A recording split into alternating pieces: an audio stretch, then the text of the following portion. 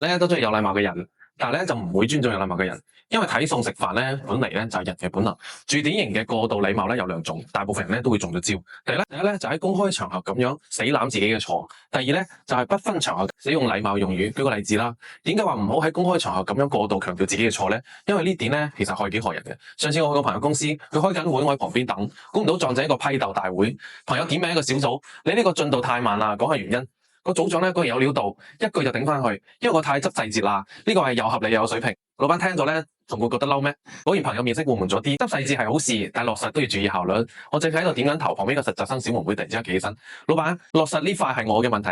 我朋友嚇咗一跳，心諗呢個妹妹有幾老實，都冇為難佢，隨口問：咁你落實上有咩問題？遇到咩阻滯？識做嘢嘅都知，老闆咁問，要麼係立親切嘅人設，麼咧係俾機會你提需求。點知個小妹妹超認真咁剖析自己，60萬主要係我個人能力唔夠，理解能力差，跨部門協作又唔識跟進。上個星期就漏睇咗一份文件，巴拉巴拉講咗一大堆，我喺旁邊都聽到呆咗。我心諗個細路真係太老實，果然我朋友越聽面色越差。散會嘅時候留低嘅組長鬧到狗血淋頭咁，問題咁大，你點解仲留佢喺重點項目度？你管理有問題，即刻調佢去細項目，從頭做起。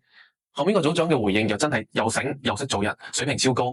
佢話：老闆你講得啱，我唔應該見到佢係商務英語專業，一心諗住慳成本，就放鬆咗佢對業務能力嘅要求。老闆一聽咧就記住咗呢個項目咧，其實係個跨國板塊嘅，想調走小妹妹再請個翻譯咧，效率未必高。最後咧就象徵性咁扣咗佢2個500蚊獎金。呢件事我印象好深，因為項目信唔信咧，點解係一個小實質性嘅問題咧？但係你喺公開場所攬所有錯，無意將所有嘅鑊都扣喺自己嘅身上，呢啲典型嘅就係禮貌過度。